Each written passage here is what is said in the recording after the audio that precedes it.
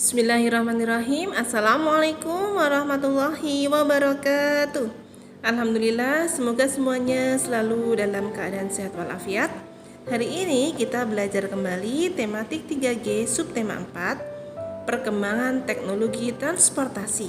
Tapi sebelumnya kita membaca doa sebelum belajar. Robbi sidni ilma warzuqni fahma, amin. Tujuan pembelajaran kita adalah mencermati isi teks perkembangan teknologi transportasi dan meringkas informasi tentang perkembangan teknologi transportasi. Sebelum kita melanjutkan materi, Bu Guru mengingatkan bahwa sebentar lagi kita memasuki bulan Ramadan. Dipersiapkan dari sekarang ya, jangan lupa sholat 5 waktu, pembiasaan ibadahnya dilaksanakan, banyak membaca Nurul Bayan dan tahfiz, serta sholat duha dijadikan sebagai amalan tambahan. Sekarang kita amati gambar di slide ini. Ya, ini gambar apakah? Ya, mobil, becak, sepeda, dan banyak sekali. Ini namanya adalah alat transportasi. Alat transportasi itu memudahkan kita untuk mencapai tujuan yang ingin kita tuju. Kita mau bepergian kemana? Nah, kita akan dimudahkan dengan alat transportasi ini. Nah, di sini ada macam-macam alat transportasi ya, baik itu darat, laut, dan udara. Alat transportasi udara contohnya apa? Pesawat, benar. Lalu alat transportasi laut ada kapal, dayung. Alat transportasi darat ada apa saja itu? Sepeda, becak, lalu motor, dan banyak sekali ya. Ini transportasi modern dan transportasi sederhana. Nah, alat transportasi apakah ini? Iya, pinter, betul. Ini pesawat terbang. Dengan menggunakan pesawat terbang, kita dapat menempuh perjalanan jauh dalam waktu yang singkat. Nah, bagaimana awal mula alat transportasi ditemukan? Yuk kita simak ya. Perkembangan teknologi transportasi. Dahulu, manusia bepergian dan mengangkut barang dengan berjalan kaki atau menggunakan tenaga hewan. Kebutuhan manusia untuk bepergian semakin meningkat, sehingga selain alat transportasi darat, ada pula alat transportasi laut yang ditemukan. Nah, alat transportasi laut masih menempuh jarak yang jauh untuk perjalanan dari satu daerah ke daerah lain, dari satu pulau ke pulau yang lain, sehingga ditemukanlah pesawat terbang.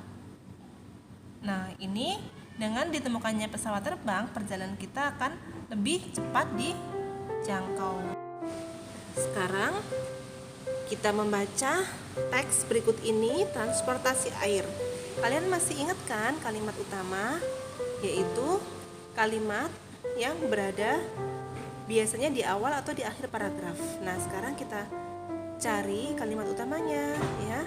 Di sini kita lihat kalimat utamanya ada di awal paragraf.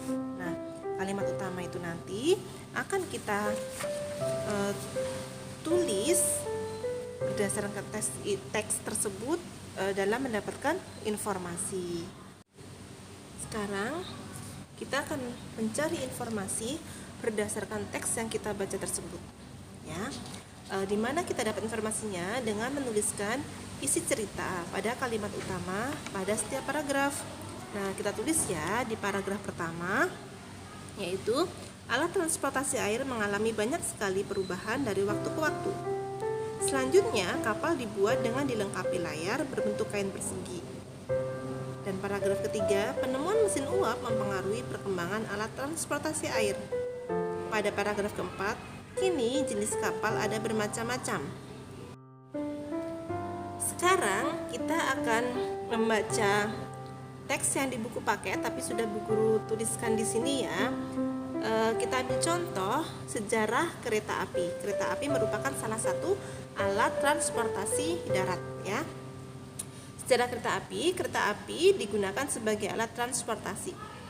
Kereta api terdiri atas dua bagian, yaitu bagian lokomotif dan bagian gerbong.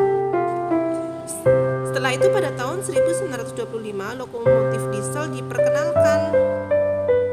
Nah, setelah berkembang lokomotif diesel, kereta listrik dikembangkan menjadi kereta peluru.